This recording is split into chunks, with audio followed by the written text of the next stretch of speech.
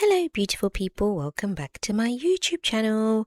So today I'm going to be talking about something that has been weighing heavily on my mind, a conversation that has needed to be had for a very long time, and that is the problem with being a ride or die and why struggle love is a trap that, in my opinion, too often mainly benefits men. So if you are interested in this topic, and what I have to say, please don't forget to like, comment and subscribe at the end of the video. So I just wanted to start off by saying that being loyal and nurturing are all very beautiful traits that any woman can possess. And I'm not opposed to a woman exhibiting these traits, especially if it's for the right man, emphasis on the right man. However, I feel like these traits have been weaponized against women in relationships. And what I mean by this is that we as women were taught that if we're not sacrificing, suffering, or, quote, holding a man down through his darkest times, then we are not a real one, or that we are undeserving of a fairy tale ending. We were taught that pain is the price of love, especially black women, and yes, other cultures of women, but because I'm a black woman and my channel speaks about black issues, I'll be speaking from the perspective of a black woman. But anyway, more specifically ride or die culture, which romanticizes dysfunction and this idea of a woman who stays with a man whilst he gets himself together, more times than not an undeserving man, endures cheating, disrespect, emotional turmoil, all for the hopes that one day he'll finally become the man that she wants him to be. But here's the problem with that. Most of the time, that day never comes. And I can't tell you how many times I've seen a woman wait for a man and his potential. Although a lot of men might disagree, I have seen many women stay with men at their worst, trying to keep the relationship afloat. And when he finally is at a place where he is stable, these women find themselves being replaced or discarded because she was essentially the stepping stone. And I've spoken about this many times. I just feel like I personally feel like the reason this happens is because these men view these particular women as a reflection of their struggle. So that's why they usually tend to date these women and turn them into come-up women, and then leave these women and then date other women. I think that with black women, we have been expected to display an endless amount of patience and loyalty that demands that we stay no matter how unstable the man is, especially if you're an African woman, because I feel like it's deeply ingrained in our culture.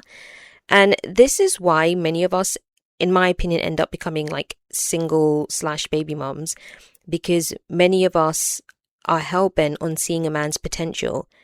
But when we don't end up with the ideal ending, we're often blamed and told to choose better.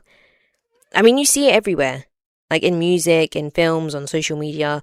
Like, think about Jodie and Yvette in Baby Boy, or Rashida, oh my gosh, Rashida and Kirk from Love and Hip Hop. Like, slightly off topic, but who remembers when K. Michelle told Rashida to tell Kirk and his 3 earrings that she said hello? That will forever be a classic. But Keisha Kayor being celebrated as the blueprint for standing by Gucci Mane through addiction, prison, cheating, and more cheating. But nobody talks about the emotional damage, and that is not love. Well, at least not on the man's part, but it's even being marketed to us like it is. Also, can somebody please give me examples of where men are settling for struggle love or ride or die culture? Because men would never. Men are very selfish in that regard. Not in a bad way. That's actually something about them that I actually admire. And that's why men would never tolerate what they subject women to. Yes, love requires patience and growth, but there's a difference between support and self-betrayal. Women, especially black women, have been expected to endure disrespect, especially from certain type of black men, and still remain loyal. For example, when a black man gets, by the police, and it's been discovered that during his time alive he's made disparaging tweets about black women online, black women will still be expected to protest for that man, even though, based on the tweets that he made about black women, it's fair to assume that he probably would not have done the same thing for a black woman. Like, most men would never accept struggle love. A man gets lied to or cheated on, and he's out. More times than not, men leave at the first sign of discomfort. But women, we're literally told to stay and pray through it, especially if you're a Christian or a Muslim woman, because we've been conditioned to see struggle as a pathway to love. But for men, struggle is a deal breaker, you know? I'm going to speak with caution because I know that these conversations can be triggering. And I know that black men carry generational trauma and systemic oppression. But we as black women, although some black men may disagree, we're also dealing and facing the same...